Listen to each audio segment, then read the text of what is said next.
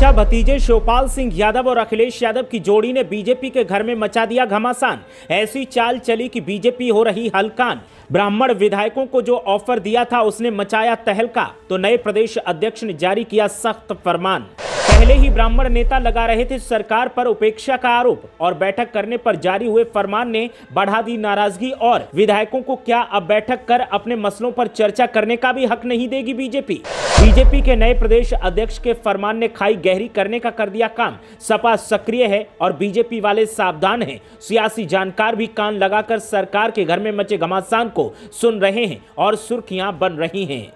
BJP के ब्राह्मण विधायकों की बैठक के बाद समाजवादी पार्टी के ऑफर ने बीजेपी के घर में खलबली का माहौल बना दिया है, और माहौल ऐसा गरमाया है कि जिन विधायकों ने सहभोज का आयोजन किया था, जो आपस में बैठक कर रहे थे, अब नए बीजेपी प्रदेश अध्यक्ष पंकज चौधरी ने उनके कन्ने टाइट किए हैं। उन्हें नोटिस जारी किया है और उन्हें हिदायत देते हुए कहा है कि अगर दोबारा ऐसी हरकत की गई तो इसे अनुशासनहीनता माना जाएगा और फिर पार्टी संविधान के मुताबिक उनके खिलाफ एक्शन लिया जाएगा। समाजवादी पार्टी की तरफ से शिवपाल सिंह यादव और अखिलेश यादव ने मौके का फायदा लपकते हुए बीजेपी विधायकों को अपने साथ आने का ऑफर दिया था। बीजेपी को लगा कि नाराज विधायक कहीं पाला न बदल लें, तो उनके कन्ने टाइट करने का काम शुरू कर दिया। लेकिन बीजेपी का ये दांव अब बीजेपी पर ही उल्टा पड़ता दिखाई दे रहा है, और विरोधी दलों की तरफ से अब हिदायत को एक आरोप की तरह देखा जा रहा है और इस मामले को एक नए तरीके से हवा दी जा रही है। ब्राह्मण विधायक पहले ही प्रतिनिधित्व और उचित सम्मान न मिलने को लेकर नाराज हैं। ऊपर से अब उनकी बैठक को जिस तरह से अनुशासनहीनता की संज्ञा दी जा रही है और इशारों इशारों में एक्शन का इशारा किया जा रहा है, जिससे ब्राह्मण विधायकों में नाराजगी और पनपती दिखाई दे रही है। समाजवादी पार्टी की तरफ से शिवपाल सिंह यादव हों, अखिलेश यादव हों, सभी का यही कहना है कि विधायकों की अपनी परेशानी सुनने की बजाय, उनकी समस्या क्या है वो जानने की बजाय, वो अपनी बात क्या कहना चाहते हैं, उनके मन में क्या है वो पूछने की बजाय उनके खिलाफ नोटिस जारी किए जा रहे हैं, उन्हें हिदायत दी जा रही है, जिससे पता चलता है कि मौजूदा बीजेपी सरकार में ब्राह्मणों का कितना सम्मान है,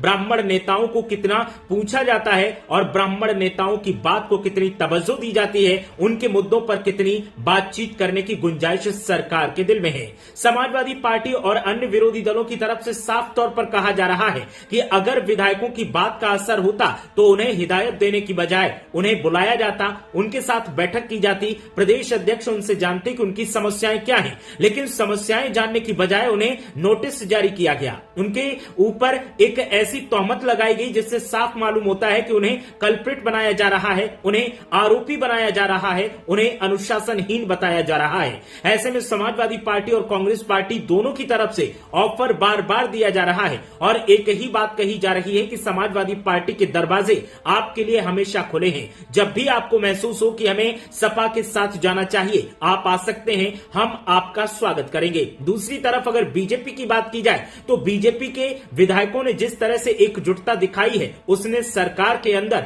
और सरकार के घर में चल रही उठापटक को साबित कर दिया है। बता दिया है कि जातिगत आधार पर सरकार की तरफ से फैसले लिए जाते हैं और उन फैसलों को थोपने की कोशिश की जाती है। ब्राह्मणों के सम्मान की बात अगर की जाए तो जिस तरह से विधायकों ने एकजुट होकर ब्राह्मणों से जुड़े मुद्दों को उठाने की बात कही थी, अगर सरकार गंभीर होती तो उनकी बात सुनी जाती, लेकिन इससे साफ हो गया जिस तरह से हिदायत दी गई है उसने साबित कर दिया कि ब्राह्मणों की बात सुनने वाला सरकार में कोई नहीं है और ब्राह्मण नेताओं की भी कोई सुध लेने वाला नहीं है। इसीलिए उन्हें हिदायत दी जा रही है। आगे अगर ऐसा वो करते हैं तो उनके खिलाफ एक्शन की चेतावनी दी जा रही है। समाजवादी पार्टी और कांग्रेस पार्टी के नेताओं की तरफ से साफ तौर पर कहा गया कि मौजूदा बीजेपी सरकार में ब्राह्मणों की कोई पूछ नहीं है, ब्राह्मण नेताओं की कोई तवज्जो नहीं है और इसीलिए ब्राह्मण नेता अलग थलग पड़े हैं और इसीलिए ये विधायक एकजुट होकर बैठक करने के लिए पहुंचे थे। लेकिन बैठक के जरिए उन्होंने संकेत देने की कोशिश की थी कि हम एकजुट हैं, एकजुटता के साथ रहेंगे और हम अपनी बात मनवा सकते हैं। उनकी बात सुनने की बजाय, उनकी एकजुटता को पहचानने की बजाय उन्हें हिदायतें जारी की जा रही हैं, नोटिस जारी किए जा रहे हैं, चेतावनी दी जा रही है। और दावा किया जा रहा है कि पार्टी संविधान के मुताबिक अगर दोबारा से ऐसी उद्दंडता की गई, ऐसी बैठकें आयोजित की गई तो फिर एक्शन लिया जा सकता है, जिसने बीजेपी में एक तरह से रार के संकेत दे दिए हैं। सियासी जानकारों का कहना है कि चुनावी मौसम से पहले इस तरीके की रार सत्ताधारी पार्टी के लिए नुकसान का कारण बन सकती है। घोसी उपचुनाव का ऐलान हो चुका है और घोसी उपचुनाव के लिए समाजवादी पार्टी तैयारियां कर रही है। उम्मीदवार का ऐलान हो चुका है और बीजेपी भी तैयारियों में लगी है, लेकिन विधायकों से ही अगर वैर मोल लिया जा रहा है तो उपचुनाव भला कैसे जीता जा सकता है और 2027 में फिर कैसे मिशन रिपीट का सपना बीजेपी देख सकती है। तमाम सवाल खड़े हो रहे हैं, लेकिन सबसे बड़ा सवाल यही है कि नाराज विधायकों को मनाने की बजाय, उनके मन की बात सुनने की बजाय उनके ऊपर एक फैसला सा थोपा जा रहा है और उन्हें चेतावनी जारी करते हुए बताया जा रहा है कि अगर दोबारा ऐसी उद्दंडता की तो फिर एक्शन लिया जा सकता है। और ऐसे में समाजवादी पार्टी का ऑफर अब भी बरकरार है और सपा का कहना है कि हमारा ऑफर आगे भी बरकरार रहेगा।